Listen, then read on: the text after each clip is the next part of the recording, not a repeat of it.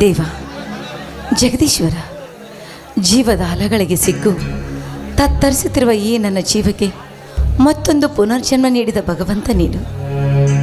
ಈಗ ನನ್ನ ಪತಿರಾಯರಾದ ರವಿ ಮರಳಿ ಬರ್ತಿದ್ದಾರೆ. ಅದಕ್ಕಾಗಿ ಅವ್ರಿಗೋಸ್ಕರ ಕಾಯ್ತಾ ಇದ್ದೀನಿ. ಯಾಕಂದರೆ ಇಂದು ನನ್ನ ಪ್ರಥಮ ರಾತ್ರಿ. ಇಷ್ಟರಲ್ಲೇ ಬರ್ಬೋದಾಗಿತ್ತು, ಯಾಕೆ ಬರಲಿಲ್ಲ?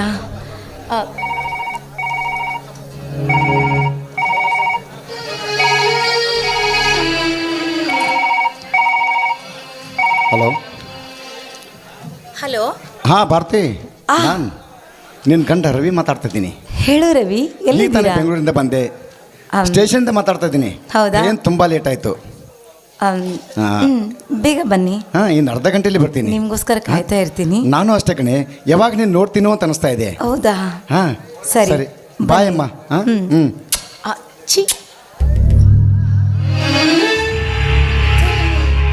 ಎಷ್ಟೊಂದು ಆತುರ ಇವರಿಗೆ. ಸದ್ಯದಲ್ಲೇ ಮನೆಗೆ ಬರ್ತಾರೆ, ಅದರಲ್ಲಿ ಮತ್ತೆ ಫೋನಲ್ಲಿ ಮುತ್ತು ಬೇರೆ ಕೊಡ್ತಾರೆ. ಆಹಾ,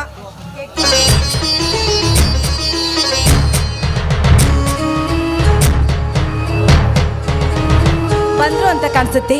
ಸರಿ, ನಾನು ಹೋಗಿ ಬಾಗಿಲು ತೆಗೆದು ಬರ್ತೀನಿ.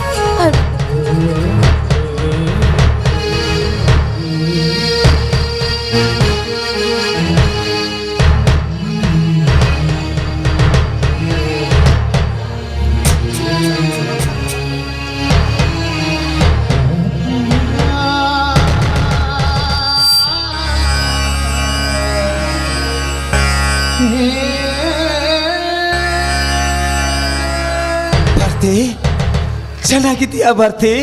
ಅಯ್ಯೋ, ನಾನ್ ಚೆನ್ನಾಗಿದ್ದೀನಿ, ನೀವು ಯಾರು?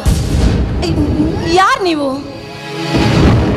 ನಾನ್ ಭಾರತಿ, ನಿನ್ ಪ್ರೀತಿಯ ಗಂಡ ಮಂಜು.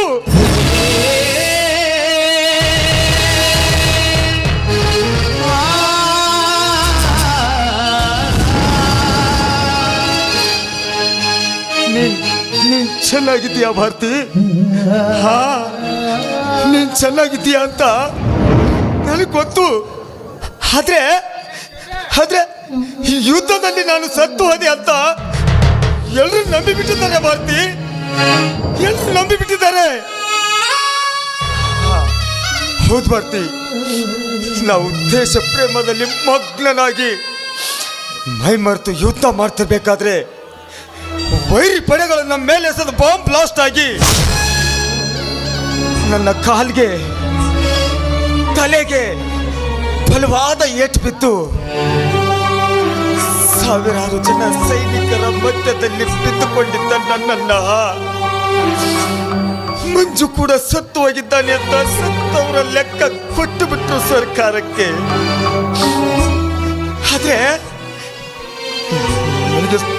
ನನಗೆ ಸ್ವಲ್ಪ ಪ್ರಜ್ಞೆ ಬಂದಾಗ ನಾನೊಂದು ಆಳವಾದ ಕಳುವಿಲಿ ಬಿದ್ದುಕೊಂಡಿದ್ದೆ. ಯಾರೋ ಕುರಿ ಕಾಯೋ ಪುಣ್ಯಾತ್ಮರು ಬಂದು ನನ್ನನ್ನು ಎತ್ಕೊಂಡು ತಮ್ಮ ಗುಡಿಸಲಿಗೆ ಹೋಗಿ ನಾಟಿ ಔಷಧಿಯಿಂದ ನನಗೆ ಉಪಚಾರ ಮಾಡಿ ಗಟ್ಟಲೆ ಜೋಪಾನ ಮಾಡಿದ್ರು. ನನಗೆ ಸ್ವಂತ ಪ್ರಜ್ಞೆ ಬಂದಾಗ ನಿನ್ನನ್ನು ನೋಡ್ಬೇಕು, ನಿನ್ನೊಡನೆ ಮಾತನಾಡ್ಬೇಕು ಎಂಬ ಹಂಬಲದಿಂದ ಓಡೋಡಿ ಬಂದೆ ಭಾರತಿ, ಓಡೋಡಿ ಬಂದೆ.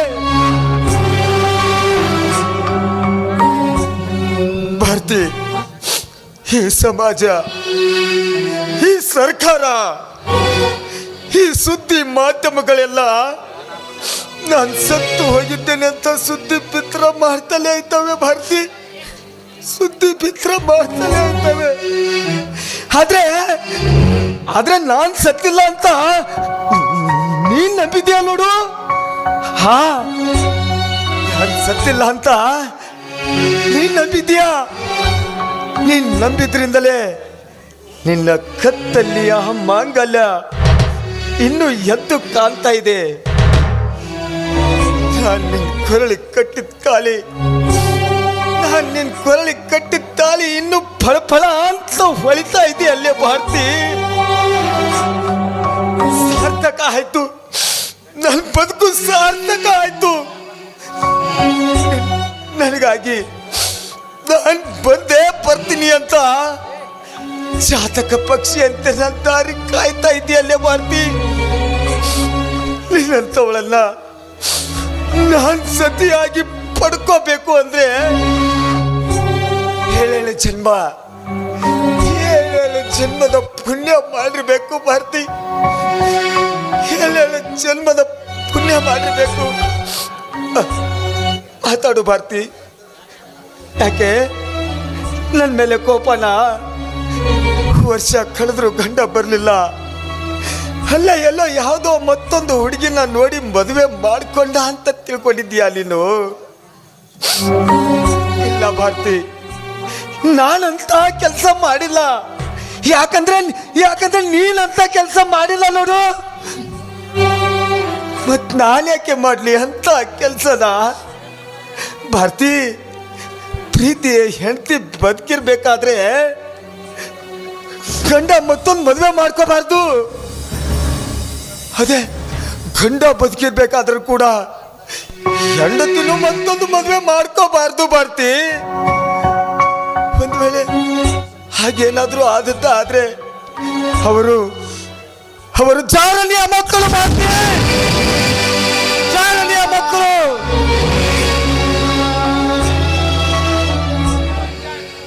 ಮಾತಾಡು ಭಾರತಿ. ಯಾಕೆ ನನ್ನ ಮೇಲೆ ಕೋಪನಾ? ಏನಂತ ಮಾತಾಡ್ಲಿ ಮಂಜು? ನಾನೇನಂತ ಮಾತಾಡ್ಲಿ?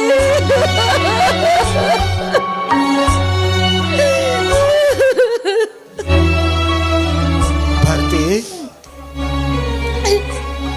ನಾನು ಮಾತಾಡ್ಲಿ? ನೋಡಿ, ದಯವಿಟ್ಟು ನನ್ನನ್ನು ಮುಟ್ಟಬೇಡಿ ಮಂಜು, ದಯವಿಟ್ಟು ನನ್ನನ್ನು ಮುಟ್ಟಬೇಡಿ.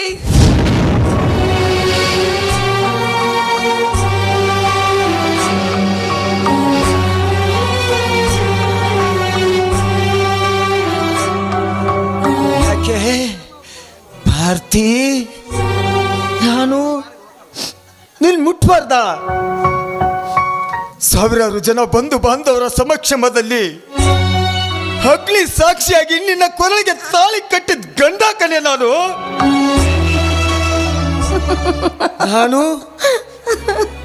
ನಿನ್ ಮುಟ್ಬಾರ್ದ? ನಿನ್ ಮುಟ್ಟ ಹಕ್ಕು ನನಗಿಲ್ವೇ ಮಂಜು? ನಾನು ನಿನ್ನ ಗಂಡನಲ್ಲವೇ ಭಾರತಿ. ನಿಜ ಮಂಜು, ನನ್ನ ಗಂಡ ನೀನು ಹೌದು ಮಂಜು, ನಿನ್ನ ಹೆಂಡತಿ ನಾನಲ್ಲ ಮಂಜು, ನಿನ್ನ ಹೆಂಡತಿ ನಾನಲ್ಲ.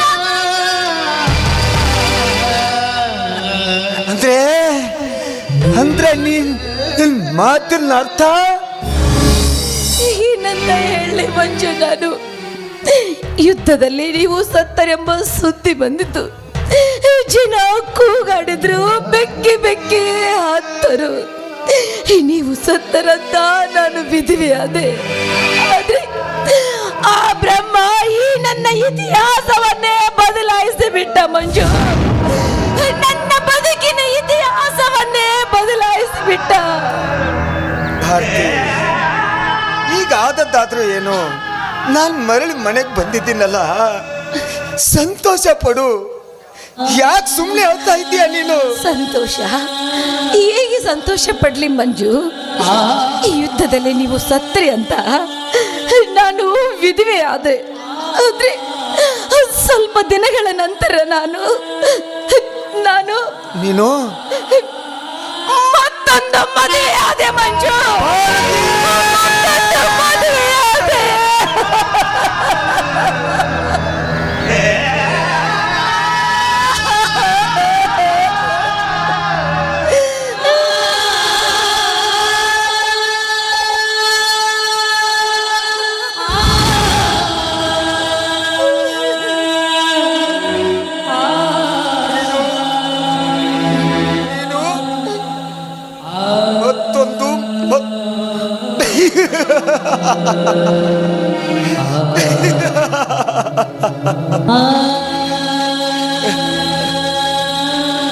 ನನ್ನ ತೋಟಕೆಯಲ್ಲಿ ನಿನ್ ಬಿಸಿ ಉಸಿರಿನಿಂದ ನನ್ನ ಉಸಿರಿಗೆ ಬೆಸಿಗೆ ಹಾಕಿ ಆ ಹುಣ್ಣಿಮೆ ಚಂದ್ರನ ಬೆಳದಿಂಗಳ ಅಂಗಳದಲ್ಲಿ ಚಂದ್ರ ಚಕೋರಿಯಾಗಿ ನನ್ನ ಎದೆಗೆ ಎದೆ ಹಚ್ಚಿ, ನನ್ನ ತುಟಿಗೆ ತುಟಿ ಇಟ್ಟು, ನನ್ನ ಕಣ್ಣಲ್ಲಿ ಕಣ್ಣಿಟ್ಟು ನೀನೇ ನನ್ನಲ್ಲ ಅಂತ ಹೇಳಿದ ನೀನು ಈಗ ಹೇಳ್ತಾ ಇರೋ ಮಾತು ನಾನು ಮತ್ತೊಂದು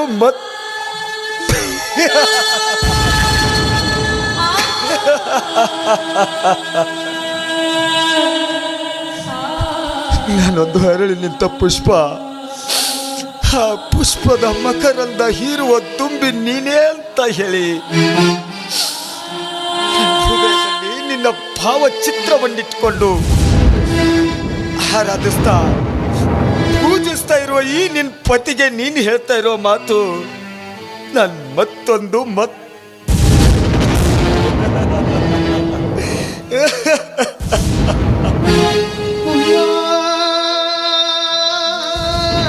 ವೀರ, ಶೂರ, ಧೀರ ಅಂತ ಹೊಗಳಿ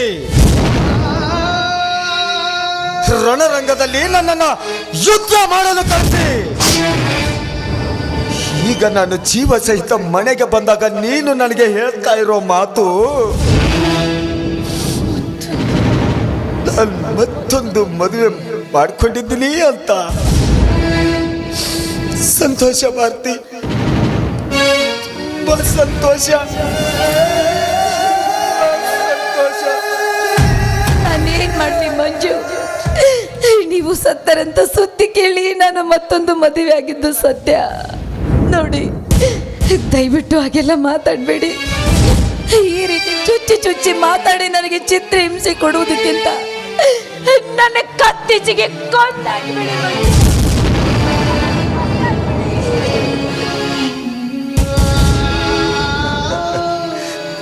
ನಿನ್ನ ಕೊಲೆನ ನಾನ್ ಮಾಡ್ಲಾ? ನಿನ್ ಕೊಲೆ ಮಾಡಿ ನಾನು ಅದು ಅವನ್ ನರಕಕ್ಕೆ ಹೋಗ್ಲಿ. ಬೇಕಿದ್ರೆ ನೀನೇ ನನ್ನ ಕೊಲೆ ಮಾಡು, ನಿನಗೆ ಸ್ವರ್ಗ ಸಿಗುತ್ತೆ. ದೇವರೇ, ಯಾಕಂದ್ರೆ ಇಬ್ಬರ ಗಂಡಂದಿರ ಹೃದಯ ಗೆದ್ದ ಚಂದ್ರ ಚಕೋರಿ ನೀನು. ಇಬ್ಬರ ಗಂಡಂದಿರ ಕೈಯಿಂದ ಕೊರಳಿಗೆ ಮಾಂಗಲ್ಯ ಕಟ್ಟಿಸಿಕೊಂಡ ಮಹಾಕರ್ತಿ ನೀನು. ಕರ್ತಿ, ನಿನಗೆ ನಾನು ಶಿಕ್ಷೆ ಕೊಡೋದಿಲ್ಲ ಕಣೆ, ನನಗೆ ನಾನೇ ಶಿಕ್ಷೆ ಕೊಟ್ಕೊತೀನಿ. ನೋಡಿ, ದಯವಿಟ್ಟು ಈ ರೀತಿ ಮಾತಾಡಬೇಡಿ. ಯಾಕಂದ್ರೆ ನಿಮಗೆ ಅವಮಾನಗೊಳಿಸ್ಬೇಕಂತ ನಾನು ಈ ಕೆಲಸ ಮಾಡಲಿಲ್ಲ. ಆ ವಿಧಿ ನನ್ನ ಜೀವನದೆಲ್ಲ ಈ ರೀತಿ ಆಟ ಆಡಿಸ್ಬಿಡ್ತು ಮಂಜು. ದಯವಿಟ್ಟು ನನ್ನನ್ನು ಕ್ಷಮಿಸು ಮಂಜು, ನನ್ನನ್ನು ಕ್ಷಮಿಸು. ಇಷ್ಟೆಲ್ಲ ಮಾತಾಡೋದಕ್ಕಿಂತ ನನಗೆ ಒಂದು ದೊಡ್ಡ ವಿಷಯ ಕೊಟ್ಟು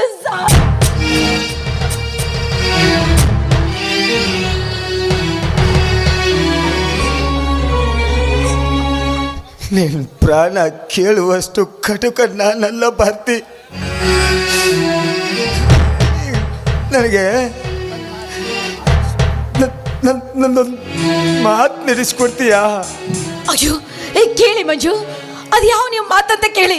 ನೋಡಿ, ನೀ ನನ್ನ ಪ್ರಾಣ ಕೊಟ್ಟಾದ್ರೂ ನಾನು ನಿಮ್ಮ ಮಾತನ್ನ ನಡೆಸ್ಕೊಡ್ತೀನಿ. ಹೇಳಿ ಮಂಜು.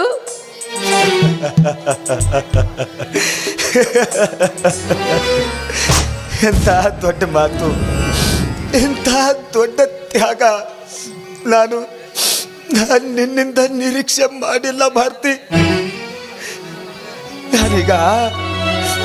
ನಾನೀಗ ನಿನ್ನ ಹತ್ರ ಕೇಳೋದು ಒಂದೇ ಒಂದು ಮಾತು. ಏನದು ಹೇಳಿ ಮಂಜು. ದಯವಿಟ್ಟು ನಾನು ನಡೆಸ್ಕೊಡ್ತೀನಿ. ನನ್ನ ಮಾತನ್ನ ನಡೆಸ್ಕೊಡ್ತೀನಿ ಅಂತ ನನಗೆ ವಚನ ಕೊಡ್ತೀಯಾ? ಸತ್ಯವಾಗ ಮಂಜು, ನಿಮ್ಮ ಮಾತನ್ನ ನಡೆಸ್ಕೊಡ್ತೀನಿ ಅಂತ ನಾನು ವಚನ ಕೊಡ್ತೀನಿ. ಹೇಳಿ, ಅದು ಯಾವ ಮಾತು ಅಂತ ಹೇಳಿ. ತುಂಬಾ ಸಂತೋಷ ಆಯ್ತು. ನನ್ನ ಬದುಕಿನಲ್ಲಿ ನನಗೆಂದು ಪಡಲಾರ್ದಂತ ಆನಂದ ಆಯ್ತು ಎಂದು. ಭಾರತಿ, ಇವತ್ತಿನಿಂದ ನಾನು ನಿನಗೆ, ನೀವು ನನಗೆ ಹೇಳಿ, ನೀವು ನನಗೆ ನೀನು ನನ್ನನ್ನ ಹೇಳಿ ನನ್ನನ್ನ ನಿನ್ ಮಗ ಅಂತ ತಿಳ್ಕೋಬೇಕು.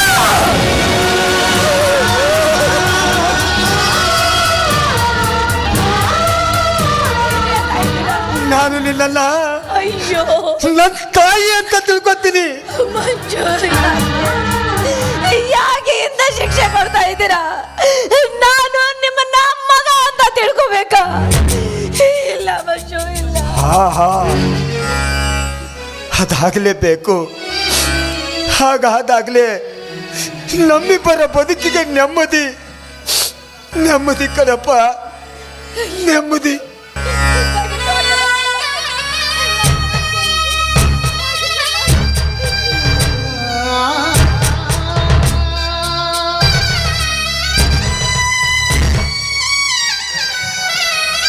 ಭಾರತಿ, ಯಾರು ಇವರು? ಇವರು ಮಿಸ್ಟರ್, ನನ್ನ ಭಾರತಿಗೆ ನೀವು ಏನಾಗಬೇಕು? ನಿನ್ನ ಭಾರತಿಗೆ ನಾನು ಏನಾಗಬೇಕು ಅಂತ ಅವ್ರ ಬಾಯಿಂದಲೇ ಕೇಳ್ರಿ, ಹೇಳ್ತಾರೆ.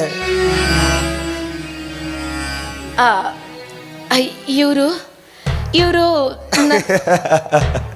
ನಾನೇ ಹೇಳ್ತೀನಿ ಕೇಳ್ರಿ. ಇವ್ರು ನನ್ನ ತಾಯಿ ಆಗ್ಬೇಕು, ನಾನು ಮಗ ಆಗ್ಬೇಕು. ಭಾರತಿ, ನೀನು ಇಂಥ ಒಬ್ಬ ಹೆತ್ತ ಮಗನನ್ನು ಪಡೆಯಬೇಕಾದರೆ ಎಷ್ಟು ಪುಣ್ಯ ಮಾಡಿದ್ದಿರಬೇಕು ಭಾರತಿ.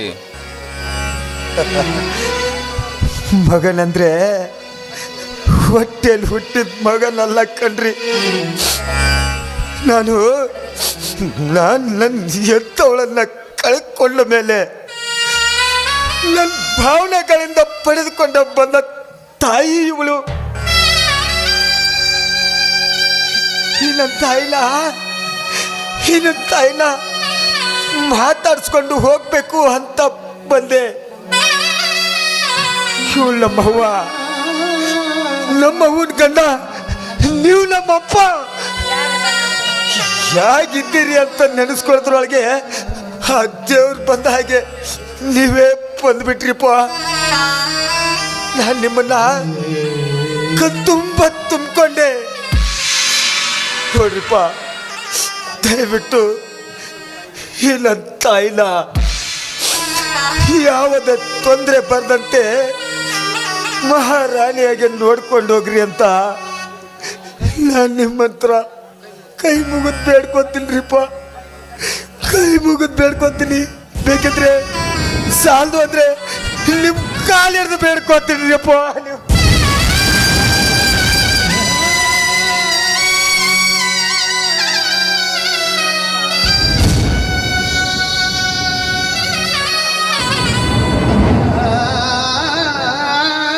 ಚೇಚೆ, ಎಂತ ಮಾತನಾಡೋರು. ಈ ನಿನ್ನ ತಾಯಿಯನ್ನು ಹೂವಿನಗಿಂತ ಹೆಚ್ಚಾಗಿ ಪ್ರೀತಿಯಿಂದ ನಾನು ಜೋಪಾನ ಮಾಡಿಕೊಂಡು ಹೋಗ್ತಾ ಇದ್ದೀನಿ. ಭಾರತಿ, ಮಗನನ್ನು ಇಲ್ಲಿ ದಾರಿಯಲ್ಲಿ ಕುಂದಿರ್ಸ್ಕೊಂಡು ಮಾತಾಡ್ತೀವೋ, ಮನೆಯಲ್ಲಿ ಕರೆದುಕೊಂಡು ಊಟ ಮಾಡಿಸು ಭಾರತಿ. ನಾನಿಷ್ಟು ಕೈಕಾಲು ಮುಖ ತೊಳೆದುಕೊಂಡು ಬರುತ್ತೇನೆ. ಬೇಡ್ರಿಪ್ಪ, ಬೇಡ. ನಾನೀಗಾಗಲೇ ಹೊಟ್ಟೆ ತುಂಬ ಕರಗಲಾರ್ದಂತ ಊಟ ಮಾಡಿದ್ದೀನಿ. ಕರಗಲಾರ್ದಂತ ಊಟ ಮಾಡಿದ್ದೀನಿ.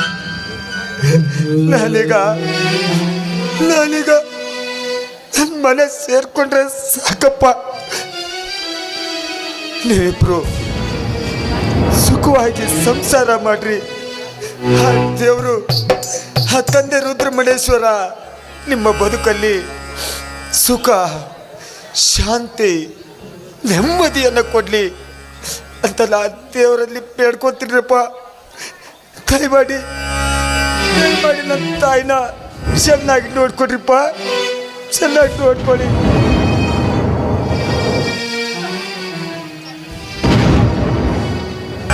ನಾನು ಬರ್ತೀನಿರಿಪ್ಪ.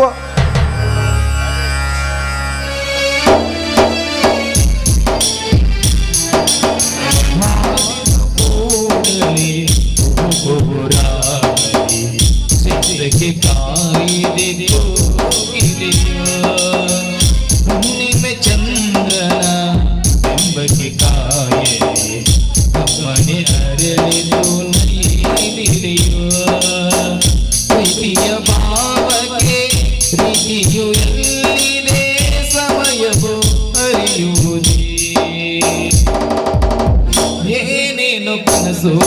ಮಂಗಳೂರು.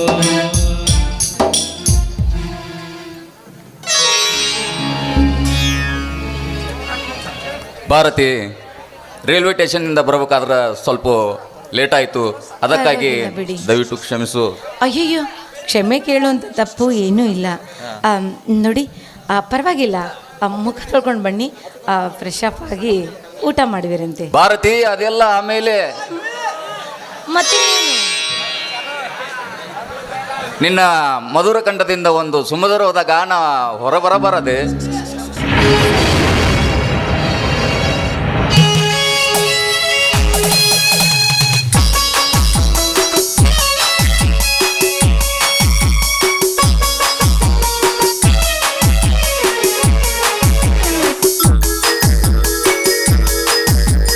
ತಂದೆಯ ಬಾಳಿನ ಬೆಳಕಾಗಿ, ತಂದೆಯ ಪ್ರೇಮದ ಸಿರಿಯಾಗಿ, ನನಗಾಗಿ ನನ್ನ ಜೊತೆಯಾಗಿ, ನನಗಾಗಿ ನನ್ನ ಜೊತೆಯಾಗಿ.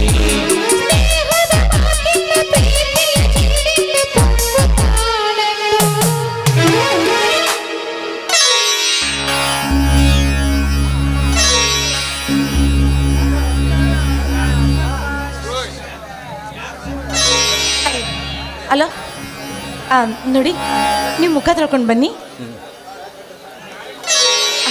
ಅದೆಲ್ಲ ಆಮೇಲೆ. ಅಯ್ಯೋ ನೋಡಿ, ಇವತ್ತು ನಮ್ದು ಯಾವ ದಿನ ಅನ್ನೋದನ್ನೇ ನೀವು ಮರ್ತು ಬಿಟ್ಟಿದ್ದೀರಾ. ಇವತ್ತು ನಮ್ಮ ಪ್ರಥಮ ರಾತ್ರಿ ಅಲ್ವೇನ್ರಿ? ಭಾರತಿ, ಒಂದು ಮುಖ್ಯವಾದ ವಿಷಯವನ್ನು ಹೇಳುವುದನ್ನೇ ಮರೆತು ಬಿಟ್ಟಿದ್ದೆ. ಹೌದಾ? ಏನ್ರಿ ಅದು ಮುಖ್ಯವಾದ ವಿಷಯ? ನಾನು ಬೆಂಗಳೂರಿನಿಂದ ಬರುವಾಗ ಆಗಾಗ್ಗೆ ಸ್ವಲ್ಪ ಜ್ವರ ಬರ್ತಾ ಇತ್ತು, ಅದಕ್ಕಾಗಿ ಡಾಕ್ಟರ್ ಹತ್ರ ಹೋಗಿದ್ದೆ. ಡಾಕ್ಟರ್ ಹೇಳಿದರು. ಡಾಕ್ಟರ್ ಏನಂತ ಹೇಳಿದ್ರು?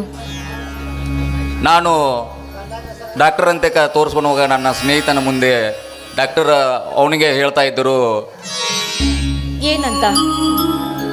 ಭಾರತಿ, ನನಗೆ ಕ್ಯಾನ್ಸರ್ ಇದೆ ಅಂತ ಹೇಳಿದರು. ಭಾರತಿ,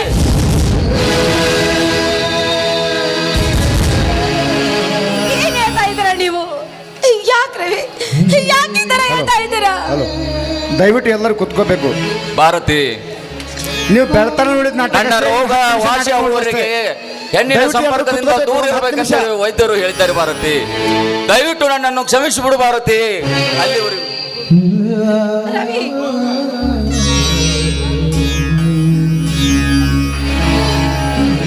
ಹಲೋ, ದಯವಿಟ್ಟು ಎಲ್ಲ ಅಕ್ಕಂದಿರು ತಾಯಂದಿರು ಒಂದು 10 ನಿಮಿಷ ಕುತ್ಕೋಬೇಕಾಗಿ ವಿನಂತಿ. ಇಲ್ಲಿ ಮುನ್ನಿತ್ತವರು ಸಂಗೀತ ಭಾಗದ ಹಿಂದ್ಗಡೆ ನಿಂತ್ಕೊಂಡು ಕುತ್ಕೊಳ್ಳಿ ದಯವಿಟ್ಟು. ನೀವು ಬೆಳ್ತನ ನೋಡಿದ ನಾಟಕಷ್ಟೇ, ಇನ್ನು 10 ನಿಮಿಷ ನೋಡೋ ನಾಟಕಷ್ಟೇ. ಅತ್ಯಂತ ಅತ್ಯಂತ ಓಕೆ.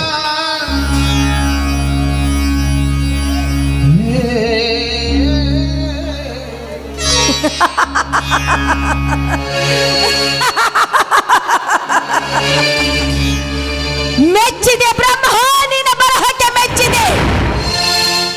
ಎಷ್ಟೊಂದು ವಿಚಿತ್ರವಾಗಿ ಬರೆದಿರುವೆ ಈ ನನ್ನ ಬದುಕೆಂಬ ಹಣ ಬರವನ್ನು. ಅಯ್ಯೋ ದೇವರೇ, ಮೊದಲನೇ ಗಂಡ ಬಂಗಾರದಂತ ಗಂಡ, ನನ್ನ ಮೊದಲನ ಗಂಡನ ಹೃದಯದಲ್ಲಿ ಈ ನನ್ನ ಪ್ರೀತಿ ನಿಲ್ಲಲು ಸಾಧ್ಯವಾಗಲಿಲ್ಲ. ಯಾಕಂದ್ರೆ ಆ ಪ್ರೀತಿಗೆ ಬೆಲೆ ಕಟ್ಟಲು ಸಾಧ್ಯವೇ ಇಲ್ಲ. ಬ್ರಹ್ಮ, ಈ ಎರಡನೇ ಗಂಡ ತೂತು ಬಿದ್ದ ಮಡಿಕೆ, ಆ ತೂತು ಬಿದ್ದ ಮಡಿಕೆಯಲ್ಲಿ ಈ ನನ್ನ ಪವಿತ್ರವಾದ ಪ್ರೀತಿ ನಿಲ್ಲಬಹುದೇ? ಮೆಚ್ಚಲೇಬೇಕು, ಈ ಬ್ರಹ್ಮನ ಬರಹ ಮೆಚ್ಚಲೇಬೇಕು. ಹೇ ಬ್ರಹ್ಮ, ಒಬ್ಬರಲ್ಲದೆ ಇಬ್ಬರ ಗಂಡಂದರನ್ನ ಕೊಟ್ಟೆ. ಅವರ ಹೃದಯವನ್ನು ಮುಟ್ಟಲಾರದಷ್ಟು ದೂರವನಿಟ್ಟ ಕಟಕ ನೀನು. ಛೀ, ತಾಯಿ ಗಂಡ ಗಂಡನಿದ್ದು ಈ ಜಗತ್ತಿನಲ್ಲಿ ಮಿಂಡರ ಜೊತೆಗೆ ಬಂಡ ಬಾಳ ನಡೆಸುವ ರಂಡಿಯರಿಗೆ ಎಷ್ಟೊಂದು ಅವಕಾಶ ಕೊಟ್ಟೆ. ಗಂಡನಿದ್ದರೂ ಅವನ ಜೊತೆ ಬಾಳದೆ ನನ್ನನ್ನು ದೂರ ಇಟ್ಟೆ.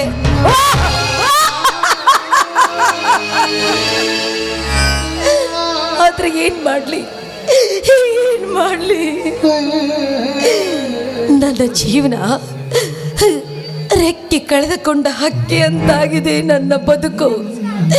ಇತ್ತ ಹಾರಲು ಬಾರದು, ಇತ್ತ ಬದುಕಲು ಆಗದು. ಯಾರಿಗಾಗಿ ಬದುಕಲಿ, ಏತಕ್ಕಾಗಿ ಬದುಕಲಿ?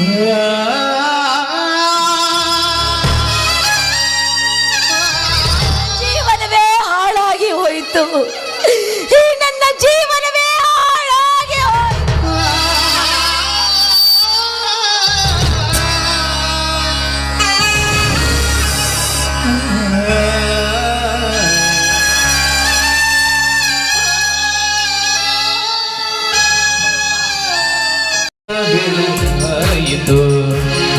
ಏಳು ಮಂಜುನಾಥ ಏಳಯ್ಯ ಬೆಳಗಾಯಿತು. ಧರ್ಮ ದೇವತೆಗಳು ನಿನ್ನ ದರ್ಶನಕ್ಕೆ ಕಾದಿಹರು. ಧರ್ಮ ದೇವತೆಗಳು ನಿನ್ನ ದರ್ಶನಕ್ಕೆ ಕಾದಿಹರು.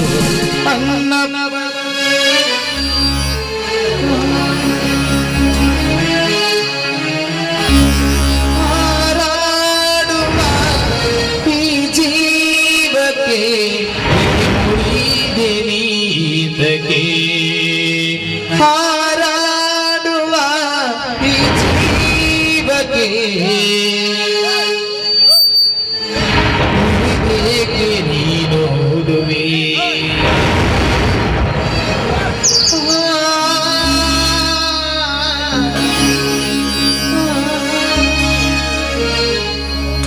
ಮಂಜು, ಹೇಗಿದ್ದೀರಾ? ಚೆನ್ನಾಗಿದ್ದೀರಾ?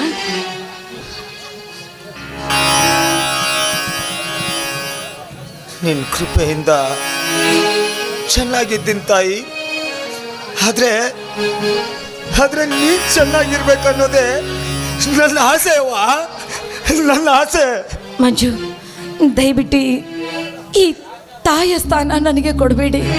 ಯಾಕಂದ್ರೆ ನಿಮ್ಮನ್ನು ಮರಿಬೇಕಂತ ನಾನು ಎಷ್ಟೇ ಪ್ರಯತ್ನ ಮಾಡಿದ್ರು ಕೂಡ ಆ ನನ್ನ ನೆನಪು ಸದಾ ನನ್ನನ್ನು ಕಾಡ್ತಾ ಇದೆ. ಮಂಜು, ನನ್ನನ್ನು ಕಾಡ್ತಾ ಇದೆ. ನಿನ್ ಬಾಯಿಂದ ಇನ್ನೊಂದ್ಸಲಿ ಇಂಥ ಮಾತುಗಳು ಬರ್ಕೂಡ್ದು ಬಂದಿದ್ದೆ. ಆದ್ರೆ ಎತ್ತ ತಾಯಿನೇ ಮಗನನ್ನ ಕಾಮ ದೃಷ್ಟಿಯಿಂದ ನೋಡ್ದಂತ ಆಗುತ್ತೆ ಭಾರತಿ. ಮಂಜು,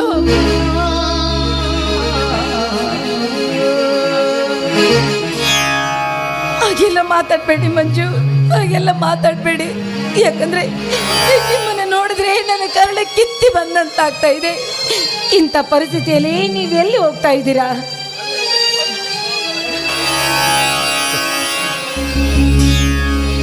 ನಾನೀಗ ಬಹುದೂರ ಹೊರಟಿದ್ದೇನೆ. ನಾನು ಯಾರ ಕಣ್ಣಿಗೆ ಸಿಗಲಾರದಂತ ಸ್ಥಳಕ್ಕೆ ಹೊರಟಿದ್ದೇನೆ. ನಾನು ಯಾರ ಕೈಗೂ ಸಿಗಲಾರದಂತ ಸ್ಥಳಕ್ಕೆ ಹೊರಟಿದ್ದೇನೆ. ನೋಡಿ, ಯಾಕೋ ಗೊತ್ತಿಲ್ಲ, ನಿಮ್ಮನ್ನು ನೋಡಿದ್ರೆ ನನಗೆ ಸಂಕಟವಾಗ್ತಾ ಇದೆ. ದಯವಿಟ್ಟು ಒಂದೇ ಒಂದು ಸಾರಿ ನಮ್ಮ ಮನೆಗೆ ಬಂದು ನಾನೇ ನನ್ನ ಕೈಯಾರ ಮಾಡಿರುವ ಅಡುಗೆಯನ್ನು ನೀವು ಊಟ ಮಾಡ್ಕೊಂಡು ಹೋಗ್ಬೇಕು. ಬರ್ತೀರಿ ತಾನೆ?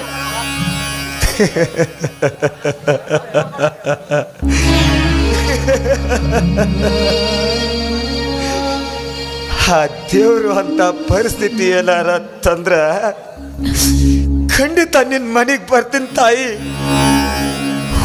ಹೊಟ್ಟೆ ಹುಟ್ಟಿದ ಮಗನಂದು ತಿಳಿದು ಬಾಗಿಲ ಹೊರಗಡೆ ನಿಲ್ಸಿ ಏನ್ ರೊಟ್ಟಿ ಕೊಟ್ರ ಸಾಕು ತಾಯಿ. ಹೊಟ್ಟೆ ತುಂಬಾ ಊಟ ಮಾಡಿ ಕಣ್ ತುಂಬಾ ನಿದ್ದೆ ಮಾಡ್ತೀನಿ ತಾಯಿ, ಕಣ್ ತುಂಬಾ ನಿದ್ದೆ ಮಾಡ್ತೀನಿ. ಸರಿ ಮಂಜು, ನೀವು ಯಾವಾಗ ಬೇಕಾದರೂ ಬನ್ನಿ. ನಿಮಗೋಸ್ಕರ ನನ್ನ ಮನೆ ಬಾಗಿಲು ಯಾವತ್ತಿದ್ರೂ ತೆರೆದಿರುತ್ತೆ. ಆದರೆ ದಯವಿಟ್ಟು ನಮ್ಮ ಮನೆಗೆ ಬರೋದನ್ನು ಮಾತ್ರ ಮರಿಬೇಡಿ. ನಾನಿನ್ ಬರ್ತೀನಿ ಮಂಜು. ಭಾರತಿ, ಮಾತು ಕೊಟ್ಟು ವಚನ ಬಿಟ್ಟರು ನಮ್ಮ ಹಣೆ ಬರಹವಲ್ಲ. ಯಾವ ದೇವರಿಂದಲೂ ಬದಲಾಯಿಸಲಿಕ್ಕೆ ಸಾಧ್ಯವಿಲ್ಲ ಭಾರತಿ, ಯಾರಿಂದಲೂ ಸಾಧ್ಯವಿಲ್ಲ. ನಾನಿನ್ ಬರ್ತೀನಿ ಭಾರತಿ, ನೀನ್ ಚೆನ್ನಾಗಿರು. ಸಂಸಾರ ಮಾಡು.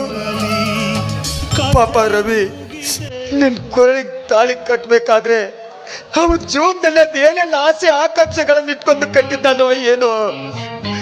ಪಾಪ ನನಗಾದಂತೆ ಅಲ್ಲಯ್ಯ, ಅವನಿಗೆ ಆಗೋದು ಬೇಡ. ನೀನು ಅವನೊಂದಿಗೆ ಸಂಸಾರ ಮಾಡು, ಮಂಜು, ಸಂಸಾರ ಮಾಡು, ಚೆನ್ನಾಗಿರು.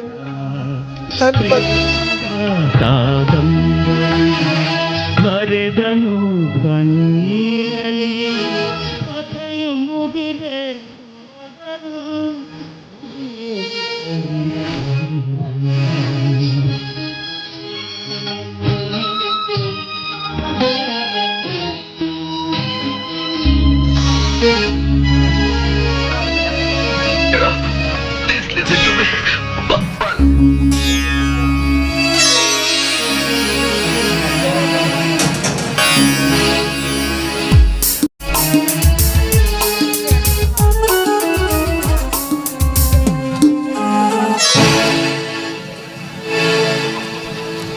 ನಿಲ್ಲು ಭಾರತಿ.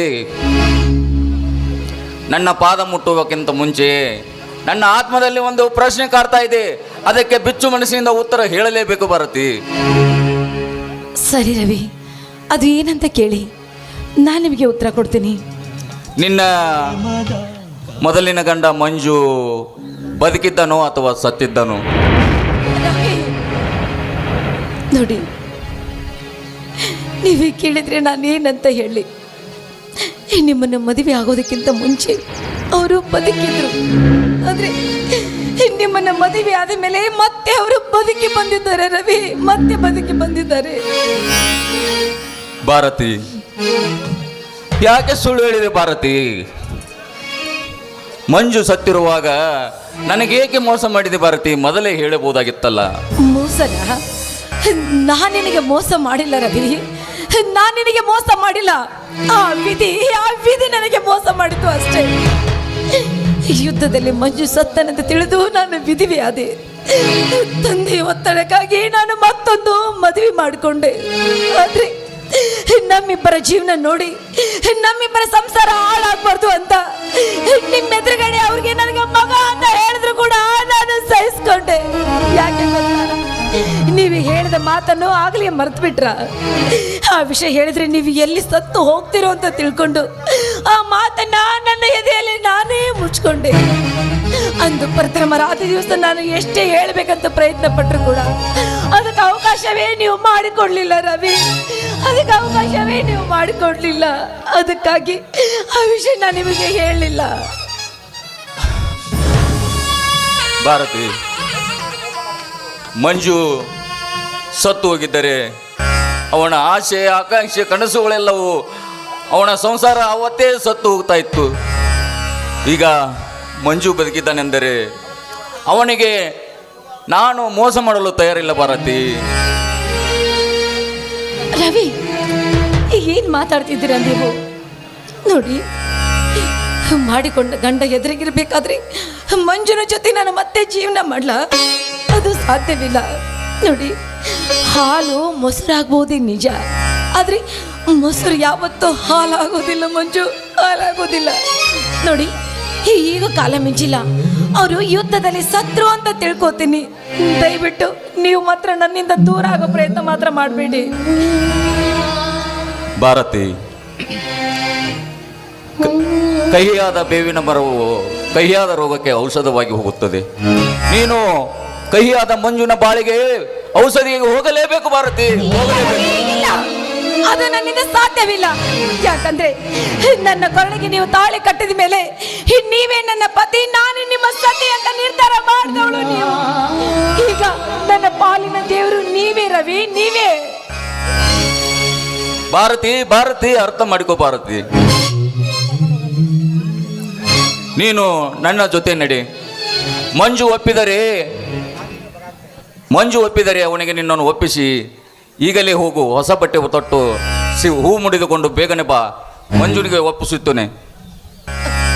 ಬೇಡ ರವಿ, ದಯವಿಟ್ಟು ಒತ್ತಾಯ ಮಾಡಿ ನನ್ನನ್ನು ಕರ್ಕೊಂಡು ಹೋಗ್ಬೇಡಿ. ಕರ್ಕೊಂಡೋಗಿ, ನೀವು ಎಲ್ಲಿ ಕರ್ಕೊಂಡು ಹೋಗ್ತೀರಾ ಕರ್ಕೊಂಡೋಗಿ. ಯಾಕಂದ್ರೆ ಅಲ್ಲಿಗೆ ನಾನು ತಲುಪೋದಿಲ್ಲ ಅಂತ ನಂಗೆ ಚೆನ್ನಾಗಿ ಗೊತ್ತಿದೆ. ಬನ್ನಿ ಹೋಗೋಣ.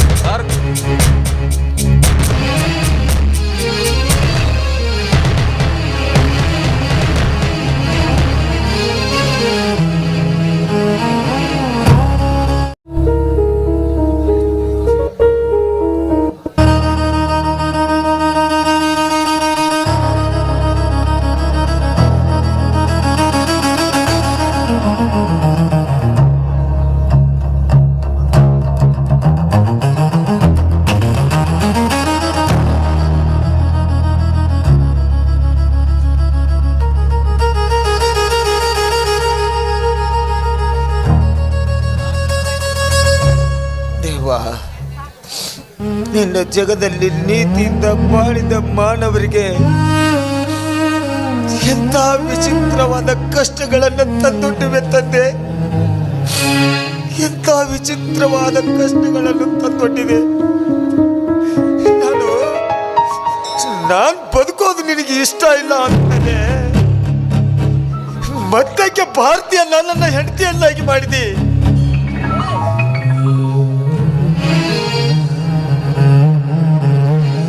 ಪ್ರೇಮಿಗೆ ನ್ಯಾಯದಿಂದ ನೀತಿಯಿಂದ ಸರ್ಕಾರದಿಂದ ಹೆಣ್ಣಿನಿಂದ ಸಿಕ್ಕ ಪ್ರತಿಫಲವಾದ್ರೂ ಏನು ದೇವಾ? ದೇಶಕ್ಕೋಸ್ಕರ ಎತ್ತವ್ರನ್ನ ಬಿಟ್ಟು ಒಡ ಹುಟ್ಟಿದವ್ರನ್ನ ಬಿಟ್ಟು ಹೊಟ್ಟೆಯಲ್ಲಿ ಹುಟ್ಟಿದ ಮಕ್ಕಳನ್ನ ಬಿಟ್ಟು ಪ್ರಾಣಕ್ಕೆ ಪ್ರಾಣ ಕೊಡುವಂತ ಸ್ನೇಹಿತರನ್ನೆಲ್ಲ ಬಿಟ್ಟು ನನ್ನ ದೇಶನೇ ನನ್ನ ಜೀವಾಂತ ಹೋರಾಡುವ ನಮ್ಮಂತ ಸೈನಿಕರ ಮೇಲೆ ನಿನಗೆ ಕರುಣೆ ಇಲ್ಲೇನೋ? ನಿನಗೆ ಕರುಣೆ ಇಲ್ವಾ?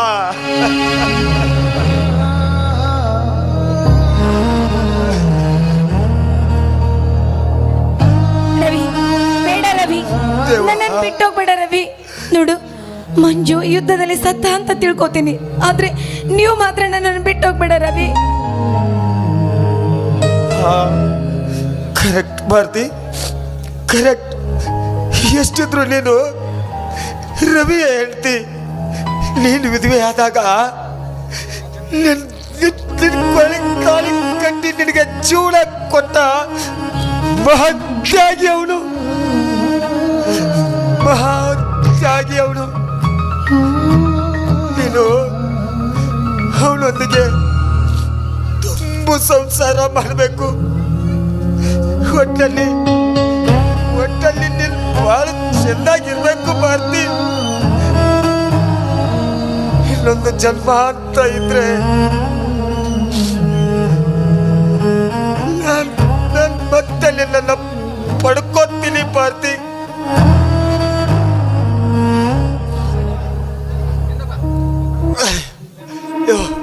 ದೇವಾ,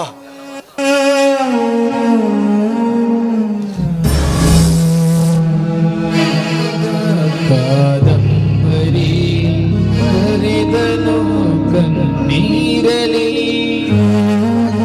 ಮುಗಿಯದೆ ಹೋದನು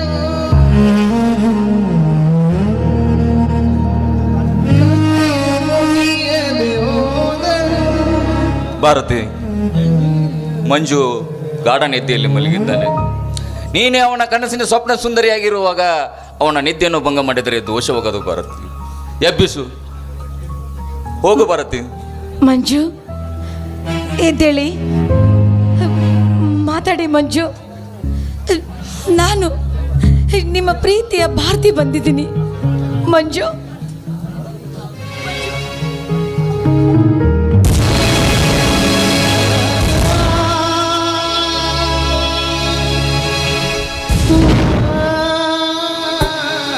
ಮಂಜು, ಕರುಮಲ್ಲನು ಎಡವಿದ ಮಂಜನ ಬೆರಳಿನ ಗಾಯ.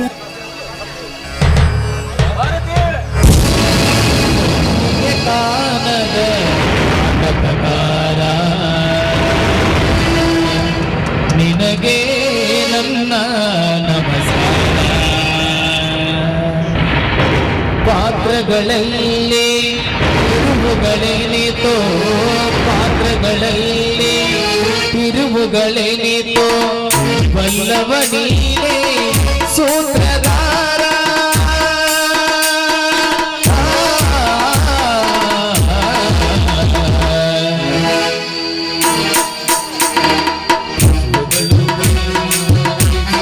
ನೋಡು ತುಂಬಿಗಳು ರಸ ತುಂಬಿ ಹಾಡುತ್ತಿವೆ ಕೇಳು ಪುಷ್ಪಗಳು ಪರಿಮಳವ ಸೂಸುತ್ತಿವೆ ನೋಡು ತುಂಬಿಗಳು ರಸ ತುಂಬಿ ಹಾಡುತ್ತಿವೆ ಕೇಳು ಸದ್ಗುರುವೇ ಎಲ್ಲಿರುವೆ ಸದ್ಗುರುವೇ ಎಲ್ಲಿರುವೆ ಗುರು ಸಿದ್ಧಾರೂಢ ಹೃದಯವಾಯಿತು ಹೇಳು ಸ್ವಾಮಿ ದಯೆ ತೋರು ಪುಷ್ಪಗಳು ಪರಿಮಳವ ಸೂಸುತ್ತಿವೆ ನೋಡು ತುಂಬಿಗಳು ರಸ ತುಂಬಿ ಹಾಡುತ್ತಿವೆ ಕೇಳು